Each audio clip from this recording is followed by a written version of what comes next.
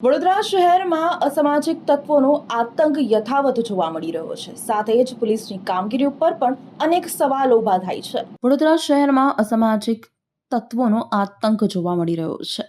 શહેરના આજવા રોડ ઉપર આવેલ શ્રી હરિ ટાઉનશીપમાં દેવનારાયણ જ્વેલર્સ નામની દુકાન ધરાવતા 3 ભાઈઓ જીતેન્દ્ર મેવાડ, સુનિલ મેવાડા અને વિપુલ મેવાડા ઉપર અસામાજિક તત્વો દ્વારા જીવલેણ હુમલો કરવામાં આવ્યો હોવાના આક્ષેપ થયા છે. સીસીટીવી કેમેરા લગાવવા જેવી નજીવી બાબતે થયેલી પોલીસ ફરિયાદની અદાવત રાખી 10 થી 15 જેટલા શખ્સોએ બાપોદ પોલીસ સ્ટેશન નજીક જ્વેલર્સ ભાઈઓ પર હુમલો કર્યો હતો. તોડાએ પથ્થરમારો કરતા એક ભાઈને માથામાં ગંભીર ઇજાઓ પહોંચી છે, જેમને 108 એમ્બ્યુલન્સ મારફતે સારવાર માટે એસએસજી હોસ્પિટલમાં ખસેડવામાં આવ્યા છે. જ્વેલર્સ પરિવારનો આક્ષેપ છે કે બાપોદ પોલીસ સ્ટેશનના કર્મચારીઓ સમગ્ર ઘટનામાં દર્શક બની રહ્યા હતા અને કોઈ કાર્યવાહી કરવામાં આવી નથી. આક્ષેપ મુજબ સારવાર માટે હોસ્પિટલ પહોંચેલા ભાઈઓની રેકી કરી એસએસજી હોસ્પિટલના કેન્ટીન પાસે ફરી એક ભાઈ ઉપર હુમલો કરવામાં આવ્યો હતો.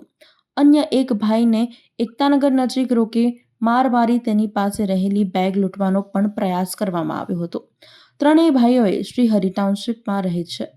યતિન, યશ, અનિલ સહિત અન્ય 12 જેટલા શખ્સો સામે મારામારી અને લૂંટના પ્રયાસ કરવાના આક્ષેપ થયા છે.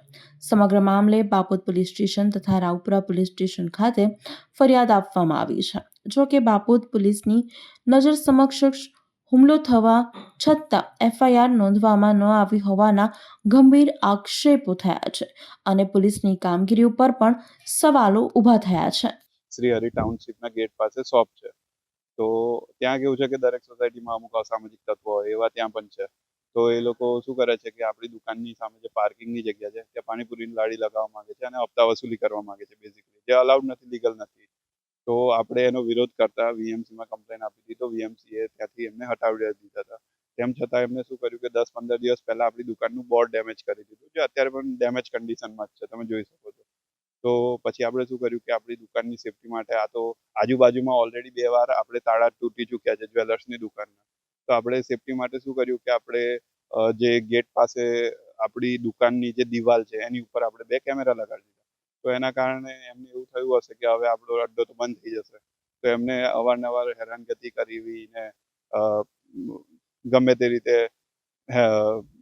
ગમે તે કરવું, મતલબ હેરાનગતિ કરવી.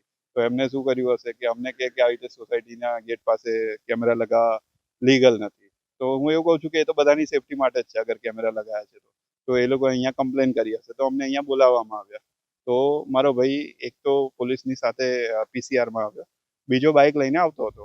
તો એટલામાં આપણે એકતાનગર 4 રસ્તા પાસે એમને શું કર્યું કે એમને પકડી લીધો અને મારામારી કરી અને આ બેગ છીનવાનો પ્રયાસ કર્યો છે, જેમાં આપણે લોકરની ચાવી છે અને એક સોનાની વીંટી પણ છે. તો એક રીતે એ લોકોએ આને છીનવાનો પણ પ્રયાસ કર્યો અને ઉપરથી મારામારી કરી અને પછી એ લોકોએ નાસવાનો પ્રયાસ કર્યો. તો મારા ભાઈએ પોલીસ કમ્પ્લેન કરતા પોલીસ આવી અને મારા ભાઈને પણ અહીંયા લઈ આવી. તો હવે અમે અહીંયા કમ્પ્લેન કરાવી એ કેસની કે મારા ભાઈને, જે મોટા ભાઈ સાથે મારામારી થઈ હતી અને બીજો જે એમને પ્રયાસ કર્યો હતો આ જૂટવવાનો. તો શું થયું કે અમે એ કમ્પ્લેન કરાવીને પાણી પીવા માટે આ પોલીસ સ્ટેશનની આ દિવાલની બહાર જ ગયા છે અને પાણીની બોટલ લઈને અમે અહીંયા આવ્યા જ છે અને એ લોકો ફરી તૂટી પડ્યા પોલીસની સામે જ. અને આ ભાઈને આવી રીતે મારી દીધું અહીંયા માથામાં, જે લોહી લુહાણ થઈ ગયું છે. અત્યારે ટાંકા પણ આવ્યા છે.